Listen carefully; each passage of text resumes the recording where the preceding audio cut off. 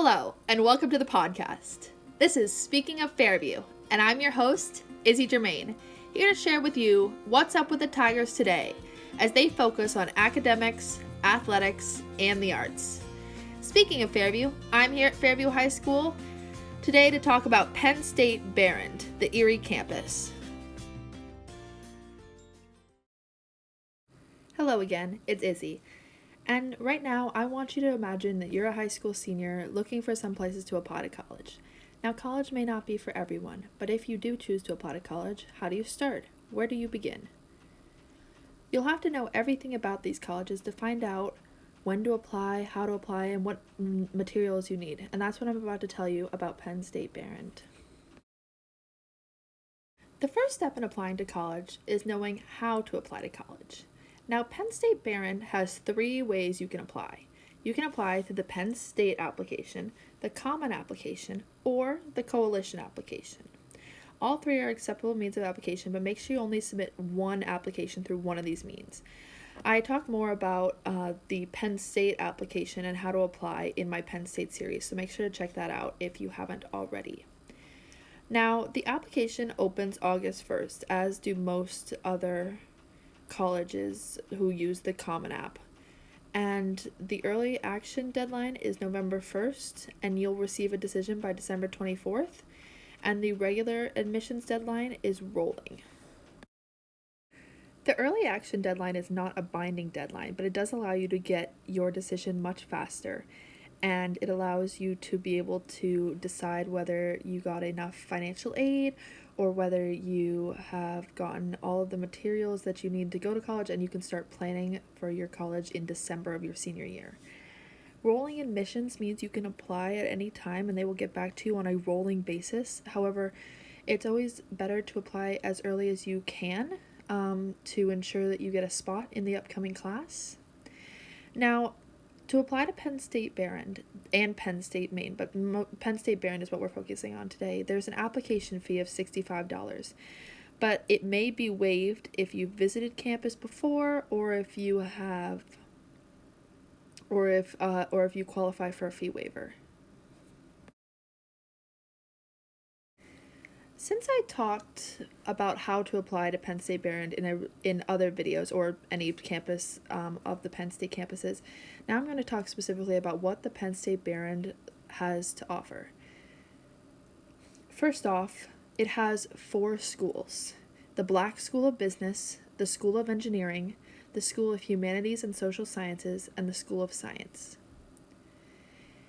Penn State Behrend's student to faculty ratio is 16-1, and it has an average class size of 26 students, which allows you to have enough students in your class to have an active discussion without feeling like you're in a huge auditorium room with way too many people and you don't feel like you're being heard by your professor. Currently at Penn State Behrend, it's made up of 34% women and 66% men. While I looked it up, it's unranked by the U.S. News and World Report, but it is number 48 in engineering. It has a total undergraduate enrollment of 3,964. It also has 5,050 undergraduate and graduate students total, with 45 plus academic programs and an 854-acre campus. Penn State Behrend is among the largest campuses in the Penn State system. It utilizes the semester-based academic calendar. It is for in-state tuition. It's about $15,206. The out-of-state tuition and fees are $24,916. Although I assume most of us are in-state. That in-state tuition does not account for any financial aid. Those are specific to each student. And the Penn State Erie admissions is somewhat selective, with an acceptance rate of about 89%. That means about 11% of students get denied. The students that get into Penn State Erie have an SAT score around an average of a 1050 to a 1280, or an ACT score of a 22 to a 27. The middle 50% range for high school GPA is a 3.16 to a 3.65.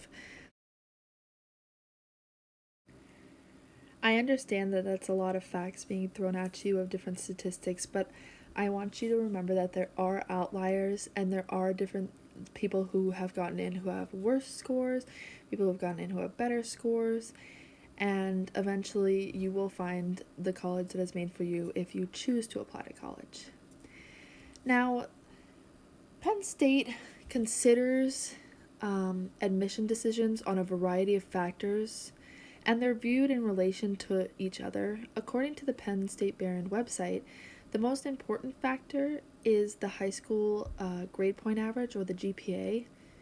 It accounts for probably 2/3 of the admissions decision, which is a huge part of the admissions decision. So if your test scores aren't as good as you'd like them to be, if your GPA makes up for it, you might be able to still get in. The remaining 1/3 of the decision is based on other factors, which may include standardized test scores, class rank, personal statements, and activities. Again, this year, Penn State is test optional for the 2020-2021 admissions cycle, and I'm not sure about further years, but you can check online to see if they're test optional for continuing years. But I think this year they were just test optional because of the pandemic, but it may continue into future years, but that is unknown as of now.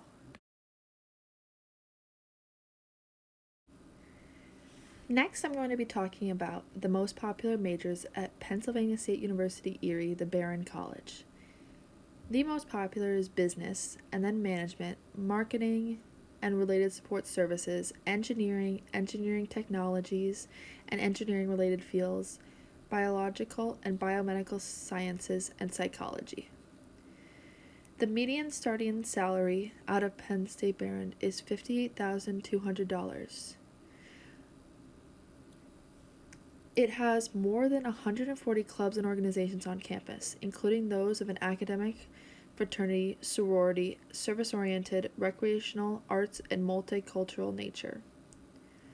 More than 1,900 students live on campus in 3 traditional-style residence halls, 6 suite-style halls, and 9 apartment buildings, including housing specifically for honors students. All of the college's residential buildings are named for commanders or ships that took place in the Battle of Lake Erie during the War of 1812.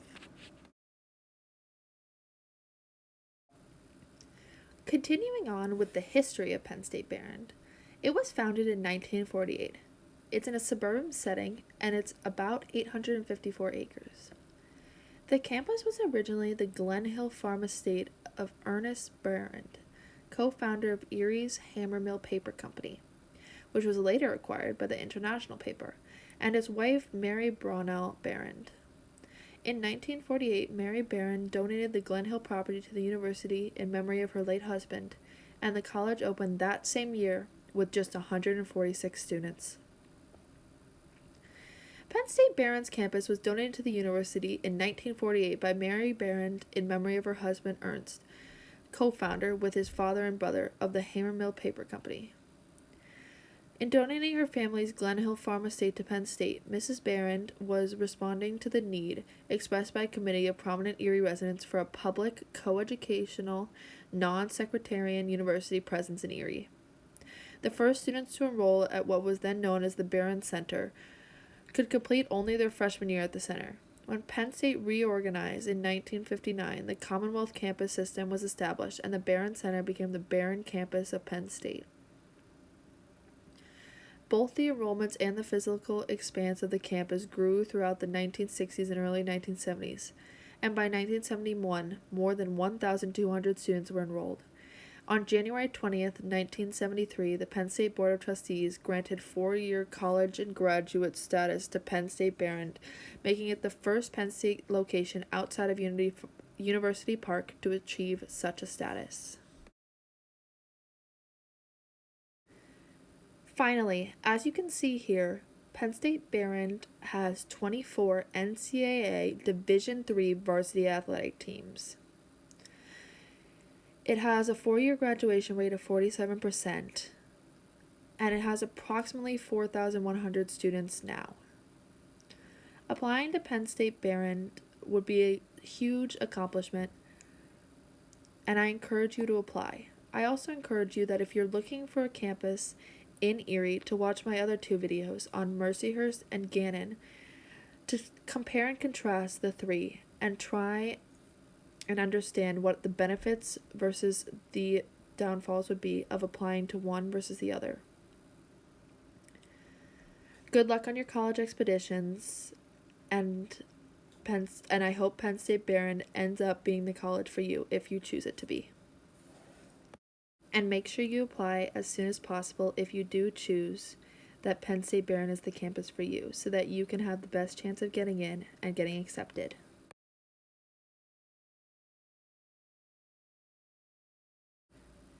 I'd like to thank my guests for listening to this video.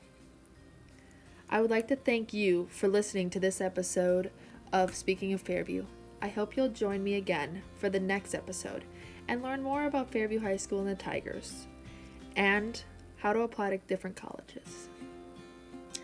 I would like to thank Dr. Lane, the principal of Fairview High School, Mr. Bell, the assistant principal, Mrs. Stevens, my public speaking teacher, Penn State Behrend, and all of the people who I have talked to and worked with, and the website for creating knowledge that I could talk about in my video, and U.S. News and World Report for giving me information about Penn State Behrend and the amazing campus that it is.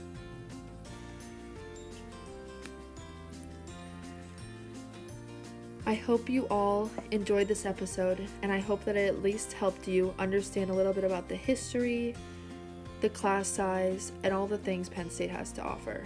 See you for our next episode of Speaking of Fairview.